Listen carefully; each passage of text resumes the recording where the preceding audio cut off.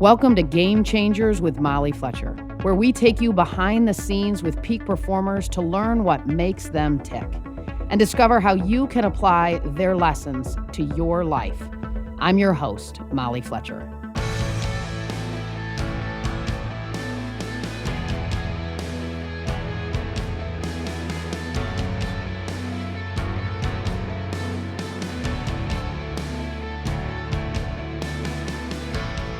She's been called the Millennial Oprah by New York Magazine and the poet of her generation by Time Magazine.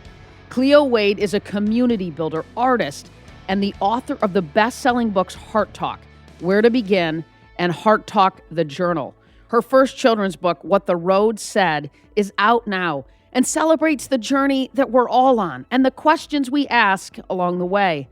Cleo sits on the board of the Lower East Side Girls Club, the National Black Theater in Harlem, and the Women's Prison Association. When she's not at home with her partner Simon and their daughter Memphis, she can be found traveling around the country on her sold-out book tours. Today's conversation with Cleo is filled with truth bombs. So if today's episode is a little longer than usual, it's because we couldn't edit it down any further. And literally, I could have talked to Cleo all day. We talk about how she built her career on her own terms, knowing your value, and the power of mantras. Be sure to listen to the end for a special treat as Cleo reads an excerpt from What the Road Said, available in stores now. Cleo's work speaks to our collective purpose to create change. If you aren't already following her, go to her Instagram at Cleo Wade. Check it out.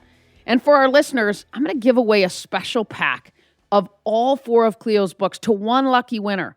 Just follow me at Molly W. Fletcher for a chance to win. This one, this is a good one. Here's my conversation with Cleo Wade.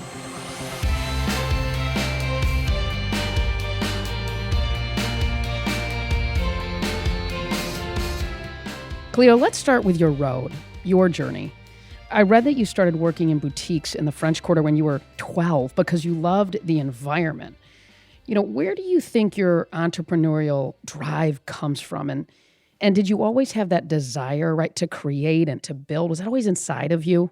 I mean, definitely. I grew up, I feel really lucky that I got to grow up with, well, neither of my parents would probably consider themselves entrepreneurs. Like, that was the spirit of what they were doing, you know, and I think that for me, I just really instilled in me really early on a desire to really want to work and be around people. And I think just growing up in the culture of New Orleans, you really value socializing because that's such a big part of the culture. So you really value that, you know, being like the youngest kid somewhere at a social thing and listening to the adults and being in the mix. And one thing that's so special about New Orleans is that it's really, really integrated generationally. So, you know, even when you're 18 and you're old enough to go to bars there, which you can go to bars at 18, it's different than everywhere else.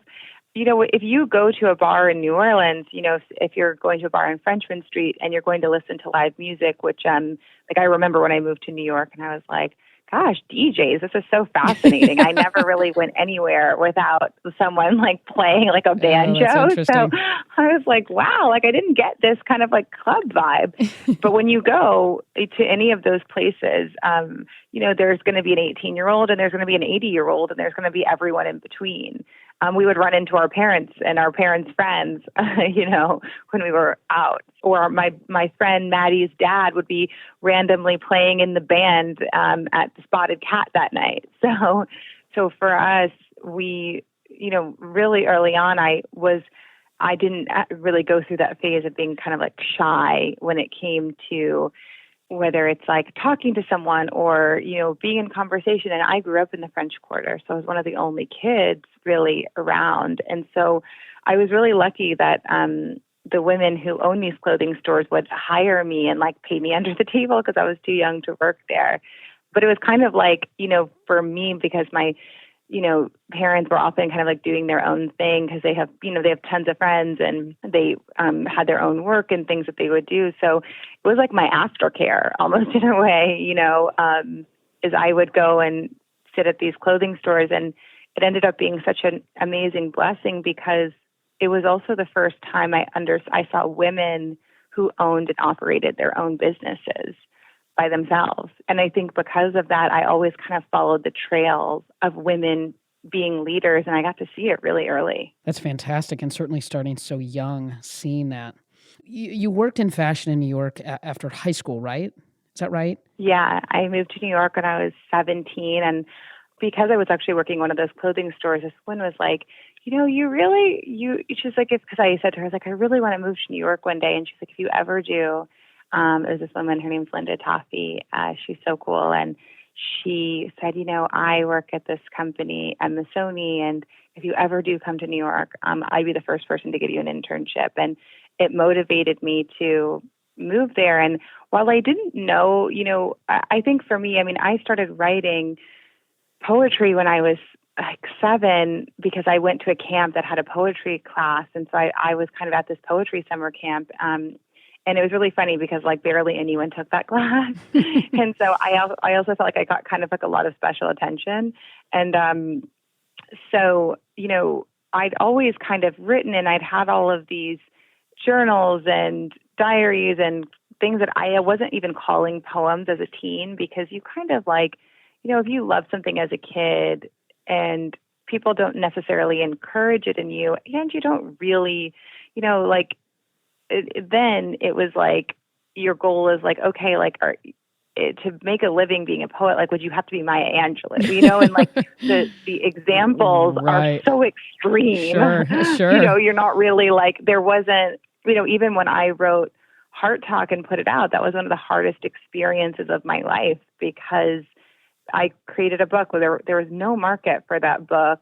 There was, even my editor, was one of the most traumatizing experiences because they wouldn't even really edit my book because they were like, well, we don't really know what this is because like, this is like some new form of poetry. Wow. And it's kind of this like self-help and it's like this Cleo thing. So it was so hard. I think, I'd always even wanted to write the Heart Talk journal, but it took me a couple of years to be able to go back to Heart Talk to make that work. Like, because I remember saying to my editor at the time, I was like, and the publisher, I was like, when I created the name Heart Talk, I was like, it's so cool because then there could be a Heart Talk journal and there could be a Heart Talk for kids. And then there, and they were just like, well, they were literally said to me, like, why don't you just see if this one can sell first, And I was like, got it. And it was like really like soul crushing because I always remember thinking like, why'd you buy this book? Like, like you didn't want to do this. And I don't even think you believe this can be a genre. And so, when I was first writing this Heart Talk, it was just me and Rupi, like one of my other girlfriends. And so there was no movement of young writers, writing in this generation and really figuring out how to write in this kind of way where it's this like kind of entrepreneurial craft where you get to wear many hats and be in kind of pop culture in a different way as a writer. And so when I was moved to New York, I always kind of, held on to writing as my own personal therapy, but I didn't really think there was anything that I could do with it. But because I'd worked in clothing stores and kind of had this knack for kind of like, expressing myself through clothing, I was like, I guess I should work in this industry. And then I tried it out and I was like, I'm not good at this. I was like, I don't think this is for me. And the environment, it on a daily basis, some of the ones I ended up in, I was like, this is not for me. So, I remember kind of making the decision to try out writing, and my parents and everyone I knew was like really scared for me because, when I had my job growing up, I would help support my family with the money I made on the weekends. So I don't have a family that was going to be a safety net for me or help me in any way if it didn't go right. And so it was interesting because like making the jump to writing a Heart Talk and really choosing that path was really like one of the biggest moments. I realized all throughout my childhood, I actually came up against this, but that was the most vivid moment of like, I'm fighting everyone's fear but my own. Cause like I had this special feeling that was like, I believe in this, and it was irrational. Like I didn't really have a reason to believe in it beyond that. I was like, I just think that this is what I meant to do, and this is what I meant to say, and this is how I meant to say it. And, I always say that was like the time in my life where I remember writing down on a sheet of paper, sometimes you have to believe in yourself even more than the people who believe in you. And it carried me through, choosing like a path and really continuing on it, because every part of putting out Hard Talk was hard. The editing process, putting it in the stores, having the editors tell you like, they don't know where to put this in a store. They don't know what shelf it goes on. Right. Still, like to this day, sometimes I go to a store and I'm like, I don't know where I'm going to find Hard Talk. How about in the very front on the first table? Yeah. Cleo, I've heard you say sort of it's a mistake to look for a passion or even a purpose. What do you mean by that? Yeah, I wrote about that a lot in Where to Begin. I found that in my experience, there are so many different types of personalities in the world. And there are some people where they're like, they really find themselves anchored if they can say or feel or know, this is my passion, this is my purpose, this one thing is who I am. But I also found that for some people, while that may anchor them at some parts of their life, that anchor soon turns into a chain if there isn't the availability to shift what that thing can be. And so, I talk about this a lot because I compare it to when I was younger, having my girlhood dreams, and then as I got older, having my womanhood dreams disrupt those girlhood dreams and really reckoning with that. You even realize that so much of how you dream your life should be is a lot of influence of parents and teachers and what they think your potential is, and what you should be doing. And then as you get a little older and you get more and more into your own skin, and you actually also get better and better friends, because one of the best things about getting older is that your friendships tend to get deeper and richer. You have way more kind of like accurate mirrors around you. You've kind of been able to, if you're lucky, have some forms of therapy or help to move through, the kind of illusions and delusions that have been cast in your life from your circumstances growing up. And in that, you start to hear your womanhood dreams. You start to hear like, oh, this is what I actually want. And I remember feeling that. And so I started writing about this idea that if you are the person where, you can say that you have a passion and a purpose, and if you found it at 15 years old and it carried you through until you were 150 years old, then like that is so excellent and amazing. We just aren't all that way. And so I always found that it was more valuable on my journey to find a way to bring purpose and bring passion to whatever it is I was doing, because it kept me available to learning. And so all of the years that I really, struggled in having jobs that I really hated, I was still really available to learn from them. And even if I didn't have the learning experience that showed me what I did want, a lot of them showed you, not like amazing versions of like how you want to be a boss one day or run a company one day. A lot of them showed you like, if for nothing else, they'd show you like how you didn't want to be. But if you were so busy being like, I just need to find my purpose and I need to find this and it's really hard to be present. It's really hard to learn and like truly take in, our life lessons and kind of earn and find our wisdom in them if we can't be present. And so I always say that, if you find a way to bring passion and purpose to it, whether that's just finding a way to be like, I'm just going to still try to be the best at this thing, even if I don't bring passion to the actual task at hand, but how I approach it, how I approach my own life, or how I allow for this to create space for other things in my life. So if I can say, actually like this job is my passive income, and it allows me to embrace my life, with passion in all areas, because I don't have financial stress. So, I think when you work with passion and purpose, rather than feel the need to oblige them or have this kind of strictness or sternness around them, if that works for you, it's really helpful. And then, maybe you find it. And also it gives you the flexibility to say like, this really felt like my passion in my 20s. But, when I was in my 20s, I was a very different person than in my 30s or in my 60s. And, why would you necessarily have the same passion and purpose at 65? Maybe you've been through 2 marriages. Maybe you've been through, kids being in the house, being out of the house. I see it a lot even with my own girlfriends, once their, kids get older and go to college, it's, what part of that disruption is, feeling that if mothering is your passion and your purpose, that's not allowed to shift at different seasons of your life. When, mothering, you aren't able to take as much time doing it because the kids aren't around as much. Sure. It can evolve based on your life's circumstances. Exactly. Yep. I love this. Inside the jacket of where to begin, you write, the question is not whether or not you are powerful, you are. The question is what you will do with your power. When did you first realize the power, Cleo, of your words, the power of your words? And at what point did you think that you sort of claimed that power inside of yourself? It's a constant journey and feeling your personal power, or your power is kind of, shorthand for self-esteem or self-love. And those are all things you have a relationship with.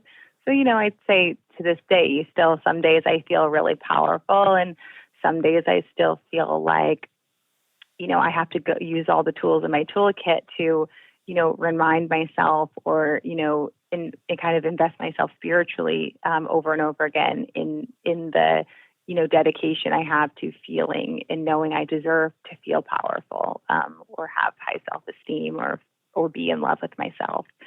So, it's a daily thing. I don't know if there's like an on and off. And I'd say that, there's definitely moments I've witnessed in my own work, in my very early days of sharing my work publicly, because, I'd shared it amongst my friends and kind of in the arts community in New York before I put it online in any way.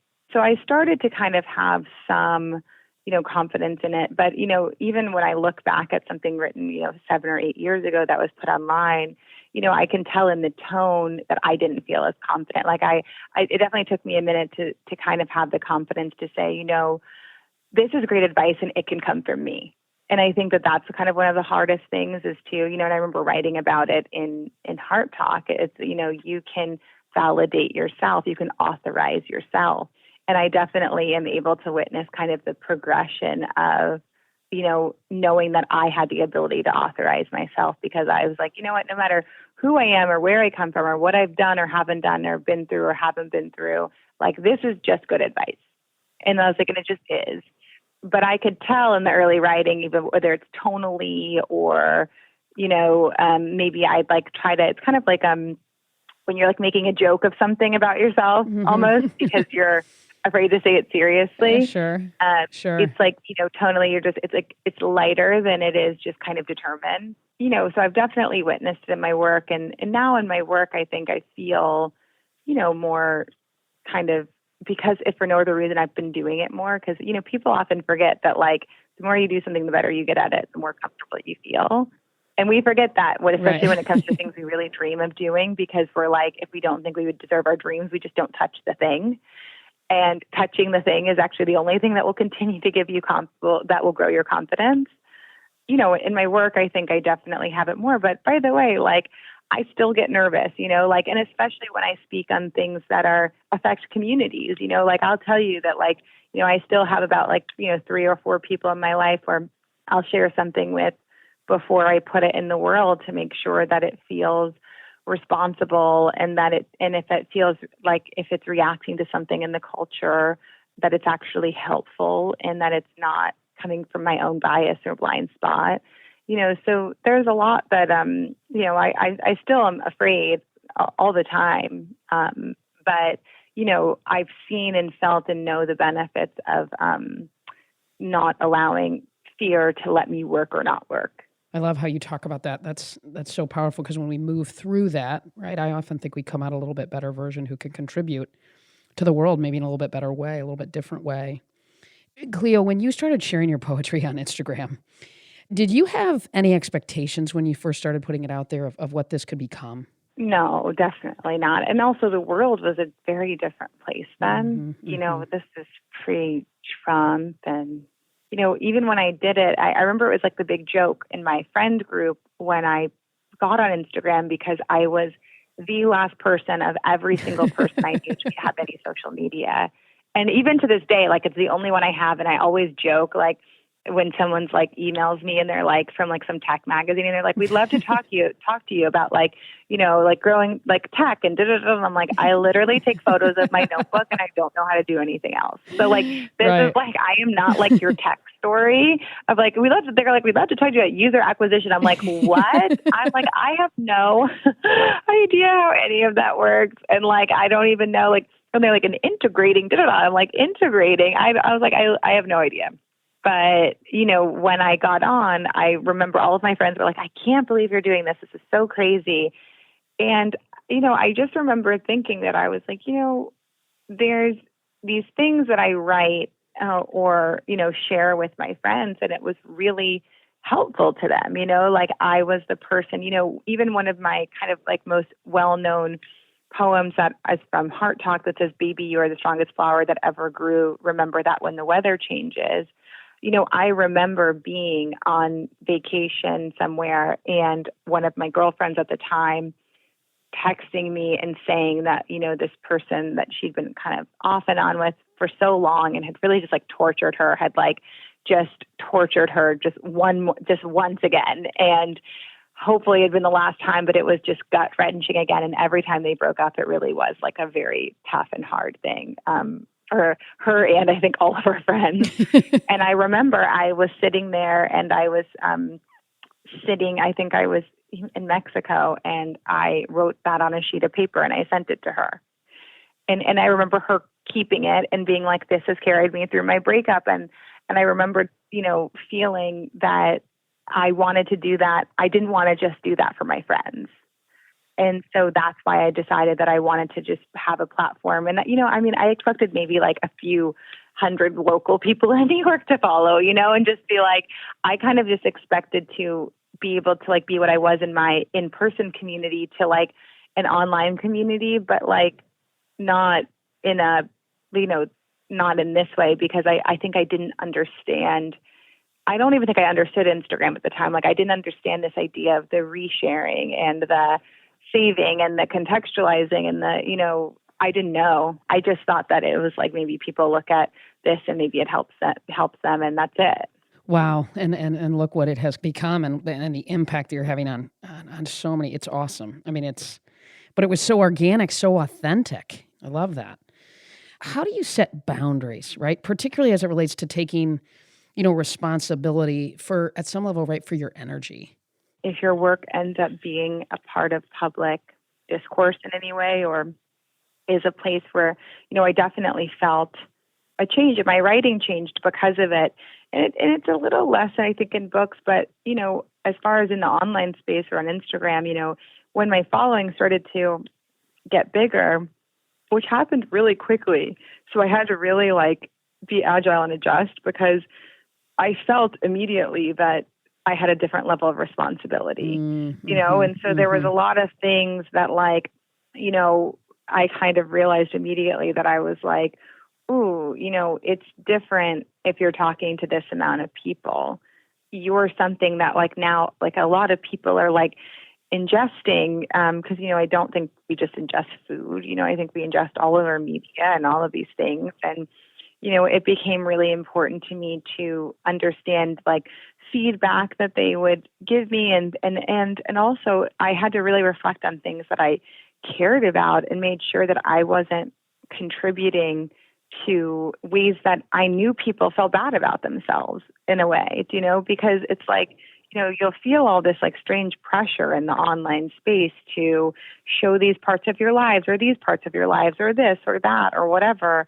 And people will really, pressure you to do that in the sense of that, it helps people to, whether it's get to know you because that helps with your books or this or that or whatever. And, I remembered thinking, really understanding, like, as someone who grew up with, no money, I don't want to flaunt privilege now, that like, no matter how hard I've like worked for it or, And I don't want to also, if there was moments like I'm not going to be someone who's, the other thing about Instagram that people don't talk about is that they often act like it's a platform for saying something, but it's also an amazing platform for listening. And so, I've gotten so many letters or DMs or just even being able to scroll to people who are reposting my work and seeing how they're contextualizing it and knowing that, I have people who move through eating disorders or, and move through spaces like that and my work helps them, that drastically changed, me feeling like I had some type of like quote unquote skinny day or something and taking a photo of myself in a bathing suit because I was like, I just don't think that that's helpful. And I remember when I was pregnant with Memphis, I was, also really conscious of, how I allowed that journey to be shared, and the post journey to be shared because, you'll also see a lot of women who, and by the way, God bless, because like we all take up different spaces online. And, but for me, what's really important is that the space I create feels like a healing space and a nurturing space and also like not a narcissistic space because I think we all suffer with these like kind of codependent narcissistic relationships. And so like, you can end up in a lot of spaces online where someone's like, you're like, oh, I need to buy her book because she's counting on me. And it's like, no, you can buy, like, I don't care if this makes it to any list or this or that. Like if you want the book and the book finds you, just buy the book in your own way.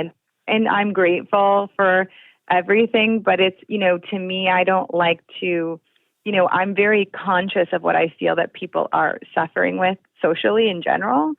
And so, to me, I remember thinking like, there was, I didn't want to be someone who, if I trying to show off baby weight lost a week after pregnancy or something, because right. I just knew in my audience that just didn't make people feel better about themselves. And I don't allow that to like,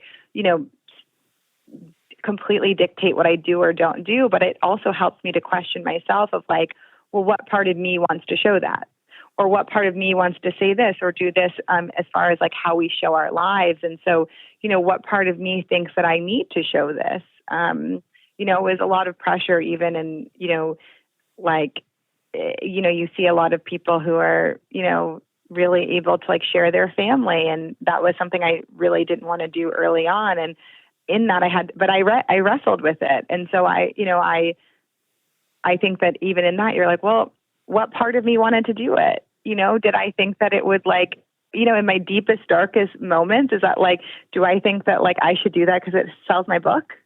And is that how my daughter should be as a function in my life? Sure. Wow. And that's like, the most honest, saddest space of reckoning with those things. But, as far as like just how much we do or don't show or do or, and so I think that the place I really look to take responsibility is how I show my life, because I do think that this kind of life comparison space is really what is making the online spaces really toxic. Yep. Agree. Yeah. And it's hard too, because it's like, you have these, whether it's like couples doing branding or this or that. And you're like, listen, like we all thought J-Lo and A-Rod were the ultimate couple because of like all the amazing photos they had together, And so I don't even want to live up to what my family thinks of my relationship on any given day, like, let alone living up to the pressure of like presenting it as something to be like commodified.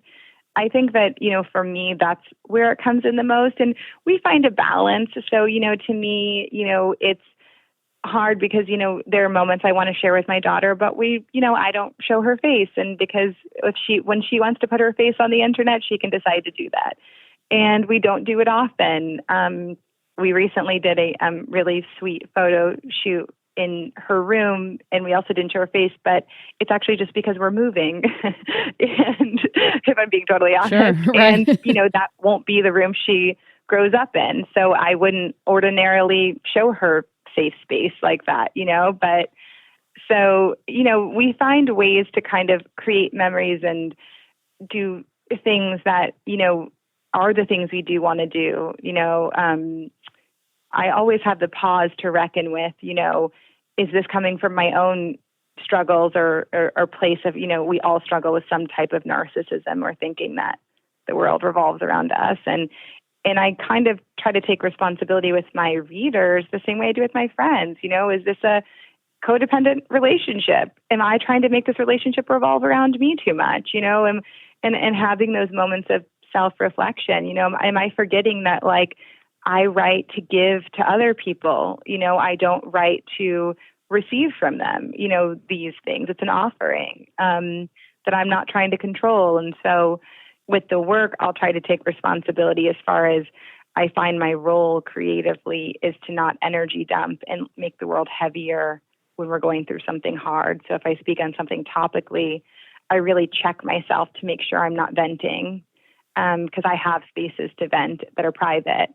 And so in the public space, that's not what I like to do because I also feel like there's a lot of that in the world. And that's not where I feel that, passionately about contributing. And in my personal life, I really check myself to see how much I've been brainwashed by our culture too, to think that I need to do this or not do this or share this or not share this. In just a minute, we'll get back to the show. But first, here's a special invitation to join my group coaching community, Game Changer Leadership Huddles. Every month, we explore a different topic to help you grow personally and professionally. Topics range from how to have difficult conversations to energy management to negotiation tips. If you want to be part of a growing community that will challenge and support you on your journey, then sign up today at mollyfletcher.com/leadership-huddles. Again, that's mollyfletcher.com/leadership-huddles. And for our podcast listeners, use the discount code GAMECHANGER to get special pricing. I can't wait to see you in the huddles.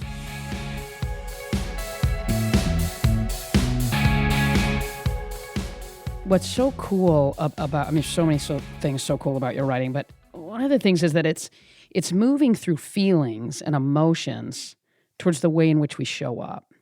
Can you talk about that a little bit? I remember when I wrote Heart Talk, and Heart Talk came out in 2016, I think, or 2017. Yeah, it's March of 2017. And Trump had just won in November of 2016. And, my work, because of the way that what I'd been writing about topically that had been going on in the world online and some of the articles I'd been writing and the poems I'd written for New York Times, my work had kind of entered this, political sphere. And I remember when Heart Talk came out, one of the questions I got asked in every single interview is why I wasn't writing, why this book wasn't about what to do right now. Everyone kind of wondered why I wasn't writing, became my second book, Where to Begin, which was kind of more about how to be a builder of beloved community. And I remember saying to everyone that I was like, how can we ask someone to find solutions when they are depleted and don't have the tools to love themselves or care for themselves or make themselves feel safe? Because so much of the decisions we make are because of the lack of safety we feel and the fear that drives us. And so, I was like, we have to start with the basics. We need to start with how do I feel about this? Because we have so much within us that is so unprocessed that we forget to, we are so busy focusing on our what that we don't focus on our why. So, the what is this person did this. And where we don't pause is, but why? And I think that the emotions and the feelings of things is a processing we skip, in ourselves. So it's instead of being I don't think that these people should be allowed to get married, and instead of, encouraging people to really investigate down to the feeling, not the things that they were taught in church or this or that or whatever, not beyond the theories and ideals and, false information. There's a feeling there that is that grabbed onto those theories and said, this feels safe to me. And what part of that feeling is unhealed? Because, only unhealed feelings are rooting for inequality. And so to me, when it came to whether it was writing Heart Talk or putting that in the world first, I was like, we have so much healing to do before we can go out into the world trying to be healers, because unhealed people do not heal. And so, I think that whenever I'm encouraging the reflection on feeling, it's because even if your opinion is on the right side of things, right? Because you can still be wanting all the same things that are, all the things that are make a better, more just and equitable and equal society. But by the way, some of that can still be coming from an unhealed place, because it can be rooted in othering yourself from people, and really, really burdensome judgments. And so to me, I just try to allow my writing to be this place where people are able to lighten that load, because you just have so much more clarity, and you just have, all of your solutions are just going to be better solutions. Sure, no question. Gal, that's good stuff. I mean, it's such a journey, isn't it? That is so deep inside of all of us. Yeah, no question. And it's one where you get thrown back, and it's one where you have to stand still, right? And we love forward motion in life, but often the forward motion takes us in the wrong direction because we don't take a moment to rest and heal. Sometimes I always love to ask people, what are you, in this busy world where people are going, and what are you chasing, right? Like, what are you really chasing? And I think it's a powerful and important question for all of us. I love how you talk about on mission versus on brand. Can you talk about that a bit? I love that. I have random, I would say Cleo-isms, or these random theories that I come up with and live by.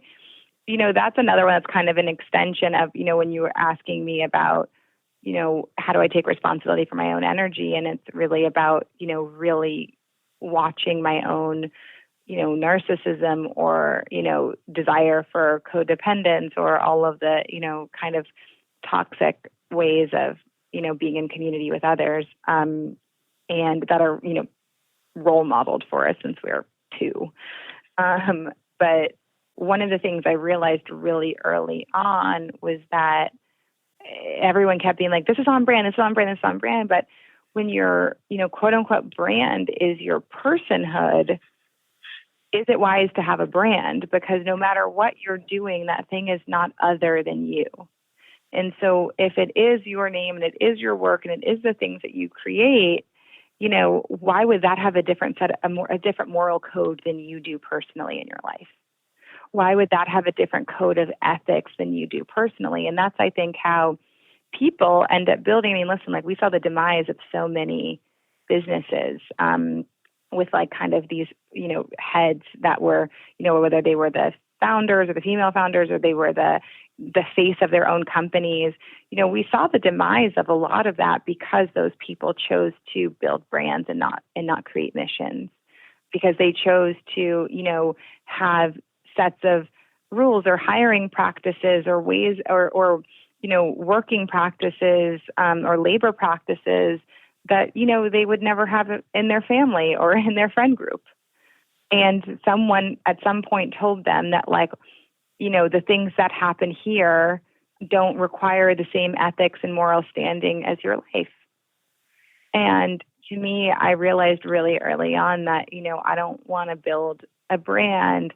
I want to build a mission, and if I have a mission, then it's really easy to stay on mission.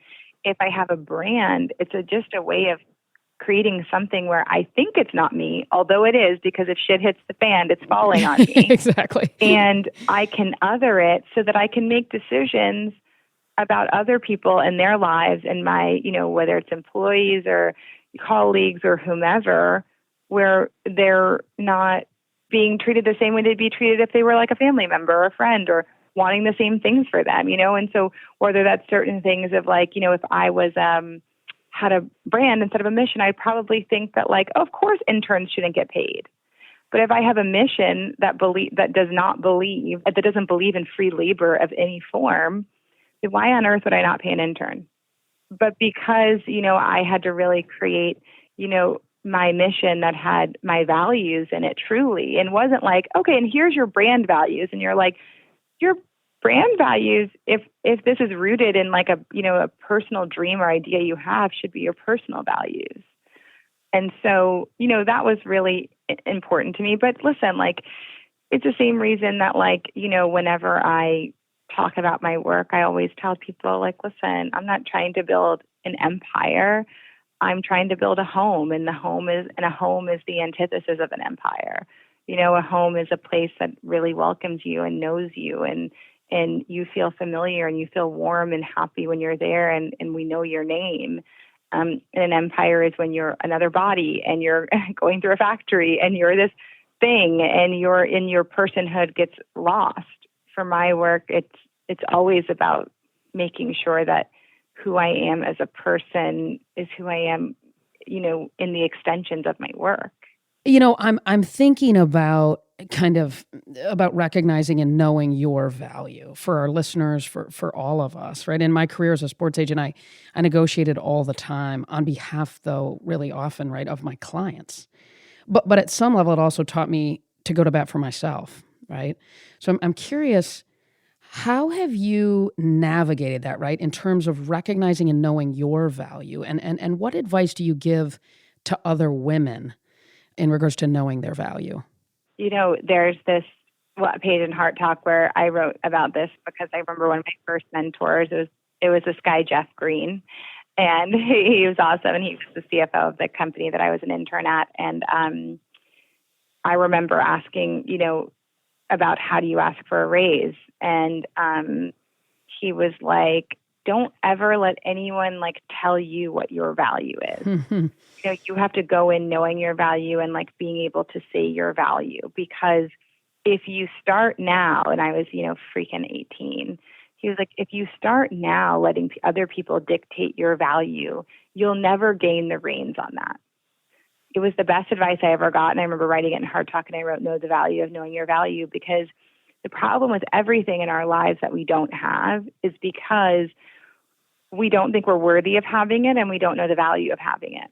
And so if I didn't think I was worthy of being the person who was allowed to say my value, then I wouldn't be able to say it. And if I didn't know the value as far as why that creates a pattern in your life for the rest of your life, if you start now letting other people tell you what you're worth, then I wouldn't have had the courage, because knowing like why it's important is sometimes what helps give you the courage when you don't feel like you have the courage, right? And knowing that it's something that belongs to you or that you deserve is something that, supports you in that moment of kind of walking in that room. And that is what like helps you to take the first step. You say, know the value of knowing your value. So cool. Exactly. I love it. Know the value of knowing your value. Yeah. You have a way with words, Cleo. Did you know that? I'm kidding. Oh my goodness. You are huge, like a mantra person. And so I want to dig into that a bit. Can you talk about the power of mantras in your own life? Maybe give us a couple that you lean into. I always say this to people because they'll always be like, how do you, move through grief or anxiety or stress? And I'm like, I actually don't write those mantras because they look cute on a piece of paper. I use them. Like I truly and honestly use them, and I use them in all the good old fashioned ways where they're like on Post-its on my desk. I mean, I have a Post-it on my desk right now that merely says believe in yourself, just because that is something that it's the simplest idea that we feel is so cliche, and sometimes you forget it. And so, I have them in my bathroom. I have them, certain ones written. I have certain things written on the background of my phone. I don't write things and then feel that I'm exempt from the practice because I made it, Right. Sure. You need it too. Yeah, of course. I mean, even when I wrote the kids' book, I was like, by the time I got to the end of it, I was like, I did not realize that like I had to write the book I needed as a parent to remind me who I wanted to be as a parent. And like more than anything, like even that's like what this book has become, whether it started as something that was for my childhood self and then ended up being a letter to encourage my daughter of all the things I wanted for her. But at the very end, my biggest realization of like, and I didn't realize it until I had copies in my office here, and they were sitting with me, and I got to read my book, for the first time as a book and not looking at it as like a file or a stack of papers. And I had a 6-month-old at that point, or like an 8-month-old at that point. And I was like, oh my God, like I needed this book to tell me, like, don't get too busy that you can't say this to your child. Don't get too impatient that like you don't have these words for her. And so, when it comes to mantras, everything I write is because I need it too, and it helps. And so there's some that I kind of keep and reflect on daily, probably, when I think one of the things we all struggle with is like a lack of self-forgiveness in our past, in the previous parts of our journey. And so one that I look at a lot is, if you are grateful for where you are, you have to respect the road that got you there. It's important. The word respect is important there because it's respect the road. It's not like it. It's not love it. It's not appreciate it. It's respect it. It's knowing that, without, like, there was no wisdom lost in that moment. There was only wisdom gained, because if not, you couldn't have gotten where you are. Because we all have moments of like, our pre-woke moments, I call them, where you're like, oh my God, I can't believe I did that. I can't believe I said that. I can't believe I dressed up as that for Halloween. I can't believe whether, like, no matter what it is, none of us are born knowing how to, always make the right decision about the right thing, or knowing or understanding how to be sensitive, to others and their journeys or their backgrounds or their ethnicities and everything. There's so much, that we're like can live in shame of, because you're like, Malcolm X used to talk about that. He'd say, don't judge anyone for where they are, because there was a place where you were where you're not right now. Every person has those types of reflections and places they would have evolved, in their journey, no matter who you are, and so I think that one really helps me a lot. I have a mantra I use for anxiety a lot, which is, this feeling is not you. It is something moving through you. It can leave out of the same door it came in. And that just kind of helps remind me to breathe. And, with feelings that have the intensity of grief or anxiety, I always find that any words around it that just remind you that you are not that, and the experience may feel like it's covering you, it is still an experience, not your identity. And so I work a lot with those types of mantras. So whether it's, if I'm having a hard day with just like grieving, the lives we had before COVID, or grieving the, over 500,000 people we lost in our society this past year in our country, I'll have the mantra of grief is something I have and move through. It is not something I am. I can have this feeling without becoming it. Those are really, really helpful ones to me during my hardest moments, and on a day-to-day of just practicing self-forgiveness. That's probably my number one. One of your mantras that I love is sometimes the best present is to be present. How do you work on staying in the moment, right? In this world it's full of distractions, right? I hear a lot of our clients talk about this. It's so hard right now to be present. How do you do that? Well, the world is not filled with distractions as much as it's filled with disruptions. We live in a culture where we are constantly disrupting ourselves. So, whether that's like how you look at your phone, and if you take in one information, like the news pops up and this pops up and another text pops up, where you're in conversation, and we have this tool for disruption that we have like kind of made a part of our bodies because it is always in our hands. Sure. That creates the distraction. Yeah. And then from there, we, the distractions exist all within the device, but the disruption is kind of, the investment in disruption is more the problem than distraction, because distraction is just distraction, and we've always kind of dealt with that as a culture. But I think that, what has aided distraction and being kind of crippling to us is this kind of cultural okayness we have with disruption. And so, whether it's like envisioning, like I have a friend who would be like, if I pulled out the newspaper every time someone was like in the middle of telling me something the way I pull out my phone, they would think I was like the craziest person on For the planet. sure. Oh, that's a great, yes. You know? And he was like, and what's the difference? Like, I'm literally reading something else there. And like, if I pulled out a magazine, like if you were in the middle of telling me something at dinner and I just pulled out on a date and I like pulled out a magazine, you'd be like, this guy is like unbelievable. Right. Go away, dude. It's over. Yeah. And so I think that, you know, for me, like one of my kind of, you know, I have kind of like spiritual practices for, you know, kind of trying to remove the habit of okaying disruption in my life, which is whether that's walking, going on a walk without a phone, or meditating, you know, whenever I can. I'm not a great meditator. Having really being with my daughter in an undivided way, with giving her fully undivided attention and knowing what deserves undivided attention, whether it's when I'm writing or when I'm, you know, talking to someone. But the most practical thing I do is that, you know, I have really started working on like, you know, my phone is on an extension of my body. Like it does not always need to be on my person, you know, especially because like we're in the house now. So like, you know, in COVID, I just realized I was like, I literally carry this phone with me everywhere, you know, and it was one thing when you were out in the world, right. because you do need to make sure you have it with you. But like, why am I carrying this from the living room to the dining room to the other, like to the family room, to right. my daughter's room, to my bedroom, to like, where can I create ritual around putting this down and what relationship I'm meant to have with it? Because I am making this a part of how I communicate with people in person. And that is actually not the purpose of this device.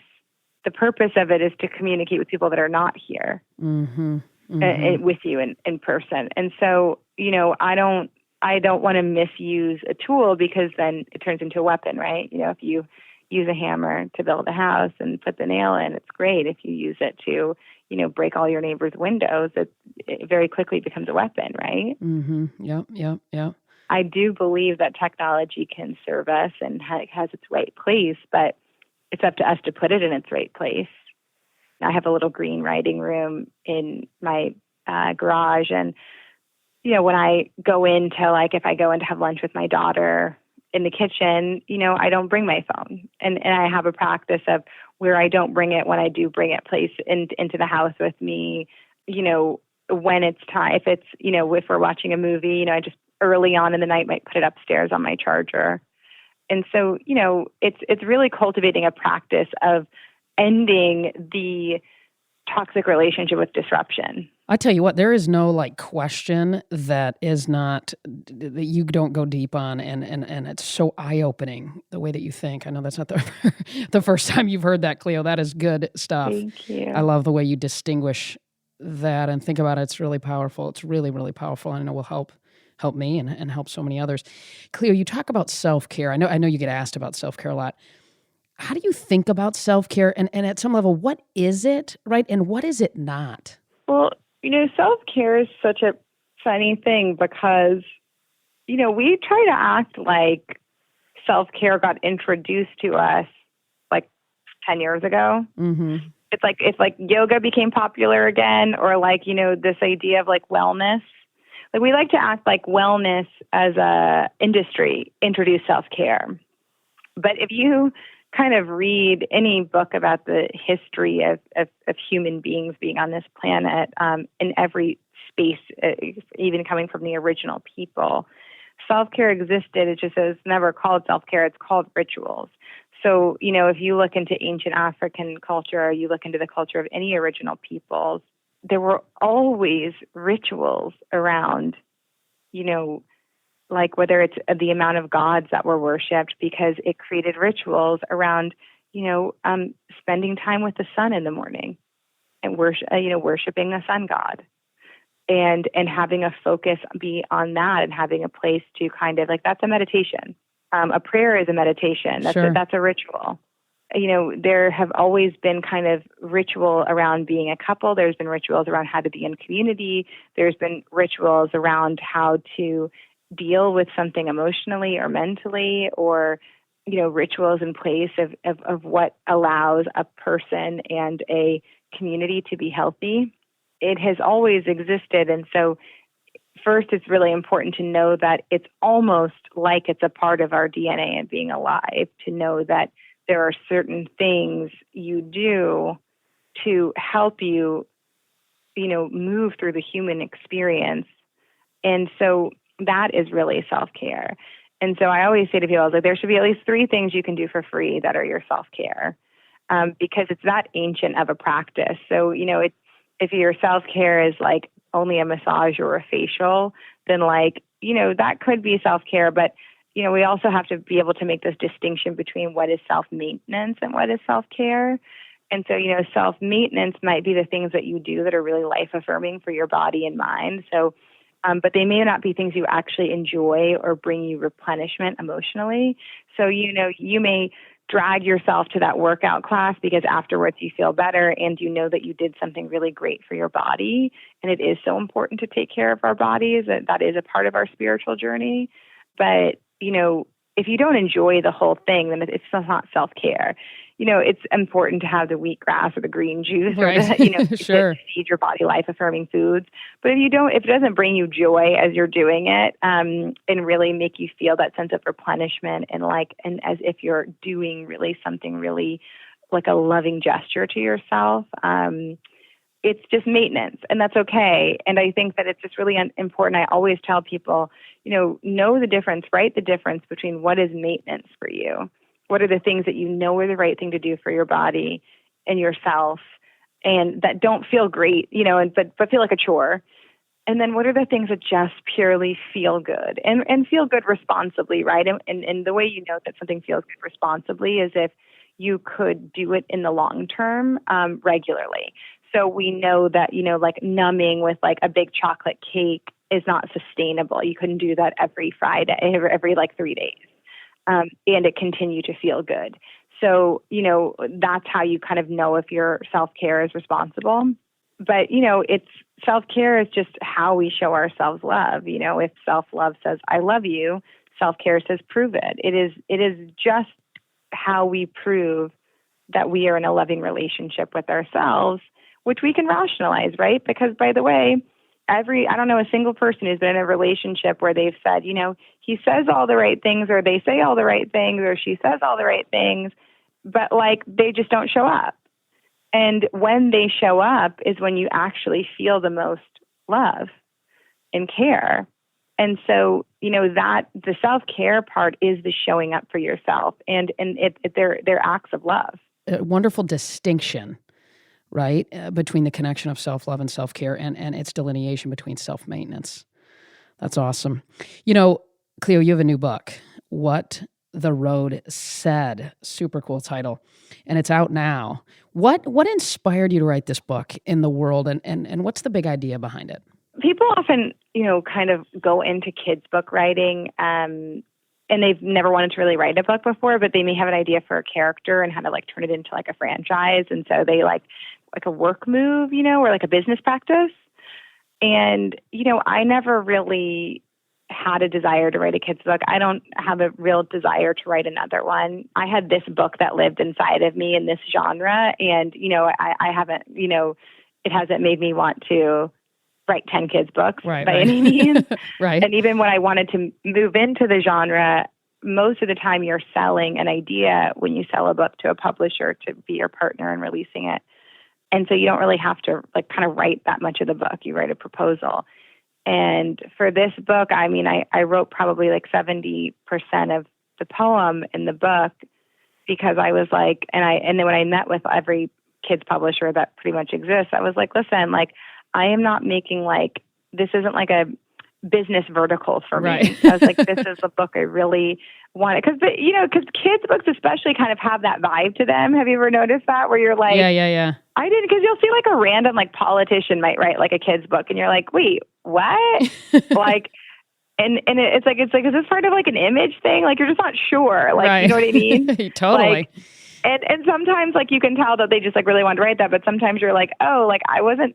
Some people sometimes they just want to have author as one of the titles in their lives, and so and then sometimes obviously people want to just write the book, and it feels fun, and so but for me this was such a personal book because it was truly the words I needed to hear as a child and didn't, and in order to discover what words I needed as a child, I had to do a really deep dive back into some of the loneliest, some of the saddest days of my childhood. And this book is like almost in a way, which is so interesting because it's obviously just, like a 20-page book. It's almost more personal than Heart Talk as far as, even now I was telling Simon, my partner, I was like, I'm processing so much of this kid's book in therapy every week since like I got the first copy because, it has really created such a, if I'm being honest, like a reckoning in my own life. And so to write it was so personal. Even though, it's not like the story of like little Cleo, because it's not a really character driven story in that way, because it's still written in my style of writing, which is that it's kind of open enough that it could be anyone's experience without being, really specific to, I don't say like, and then one day when I got home, I did it, and the monster. Yeah, exactly. I don't typically story tell in that way. And so it's still in the tone of Heart Talk and my other writings, but it was hard. I had to go through a lot of, the traumas of my own childhood and, sadness. And, even in having to talk to both of my parents about talking about the book later, because, I would never lie to anyone in an interview or not be honest. And, to tell people that you were so lonely in your childhood, that's hard for your parents to hear. And so I think that, when I was writing this book, it was so personal to me. And so I wanted people to know that I was really taking writing a kid's book seriously. And I wasn't just trying to come into this genre with like a fun character that I could turn into 10 books. And I don't want to write 10 children's books. Like, I don't know that I'll ever write another kid's book. But I knew I wanted to write this kid's book. And I knew I wanted to turn this poem into a children's book. And about halfway through, I think I've had about 70% of the poem finished. I mean, I guess even 80% of the poem is finished, but it really needed to be scaled back to like 60% in order to make the poem into a book that could go with illustrations. So I always say that when I got into the process, I was probably about half done with the writing. Right after I'd sold it, I became pregnant with my daughter. What turned into this journey that had started on a reflection of my own childhood, becoming pregnant really helped me to zoom out and say, okay, and how do I make this encouraging for someone first starting out? So, for a lot of people, I may be able to speak to experiences they had. So, being pregnant really helped me to write it for the kid too. Because I think that there was part of me that was writing it for everyone's childhood self, like a bunch of adults' childhood selves, and that's why it's so funny because every grown-up that has read the book that I talked about, I was like, I cried and cried. And I was like, because it was like your childhood self was like crying, right, right. And sure. When I got pregnant, I was like, that this is also for someone who may be learning these things for the first time now, and it may be teaching them before the experience occurs where they learn it because it wasn't available or, whatever it may be. And so that was so important because I became pregnant. It changed a lot of just how the traveler journeyed through the book. Then right when I was finishing it, I was like, wow, like I'm writing this as a parent. And so I zoomed out again and was like, gosh, like now I need to be the parent. So at first I was like, okay, I'm the like sad little girl in my own childhood. And then I'm like this innocent baby. And I was like, and now I need to look at this book and do one more edit as a parent of a child, because I wrote it's not the last page of the book, but there was one page of the book that I couldn't crack until literally the day before I had to turn the book in. And it's actually the first page of the book. I couldn't figure out how this journey started or how she got taken into like a space of this magical world. And, I had a 2-month-old or a 3-month-old, and I was like, I think I needed to be a mother. I think I needed to write that part as a parent.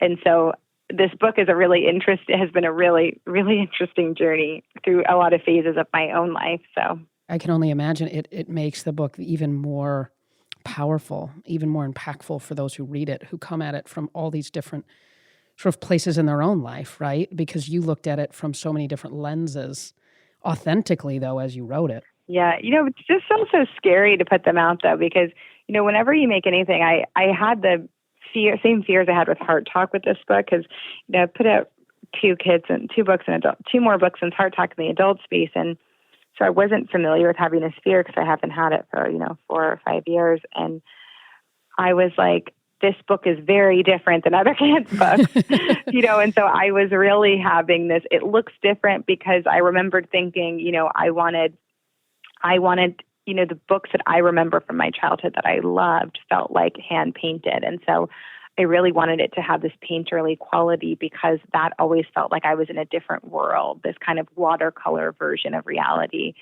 And so I really wanted that in the book. And that is just not really the style that most kids' books are created in right now. They don't really look like, Lyle the crocodile, right? Or the Little Prince, or, and so I was really like, shoot, I'm really taking a risk here because it's not going to look like the books on the shelf. There's not a character on the cover. It's not so-and-so and the da-da-da. And it's a spiritual text, essentially for kids. And this book will be out by the time in stores, really available by the time this comes out. But, in the days leading up right now, I'm still really scared because it's a very different kind of kids book. Well, you're not much for following the rules. You basically created an industry in the world that you're in that in many ways didn't exist before in the way in which you deliver and the accessibility of your poetry. So it will be a raving success. I am quite sure, Cleo. Oh, we hope. Cleo, I was hoping maybe we could give our listeners a special treat. Would you be open to reading a poem right here, right now? One of yours. Sure. I'm going to read probably one of my favorite pages from What the Road Said. I know it's hard. I really just love every page of this book. For those of you who don't know this book, a traveler is journeying through this kind of magical land and is in conversation with the road, asking the road different questions, and the road is answering. So the traveler says, "What if I change? Come with me," said the road. And as I moved forward, the road introduced me to a caterpillar and a family of seeds. We did not stay long. The road began taking me on a journey through the seasons. I watched summer turn to fall and fall turn to winter, and as spring was upon us, I realized we had gone in one big, beautiful circle. I looked down and found I was standing in front of the caterpillar and the seeds once more. Only the caterpillar was no longer a caterpillar, and the seeds had turned to flowers of every color swaying in the sun. The road then raised me up and said, "All things grow and change. That is the magic of being alive. You too will find your wings. You too will bloom. No living thing is meant to stay the same." What a special treat, Cleo, to have you read from this awesome book. Thank you for doing that. That's really cool. Thank you. Thank you. Awesome. I can't think of a better way to wrap this conversation, girl, than right there, right then. That was perfect. Thank you so much. You're a game changer. Yay. Thank you so much. And thank you so much for having me.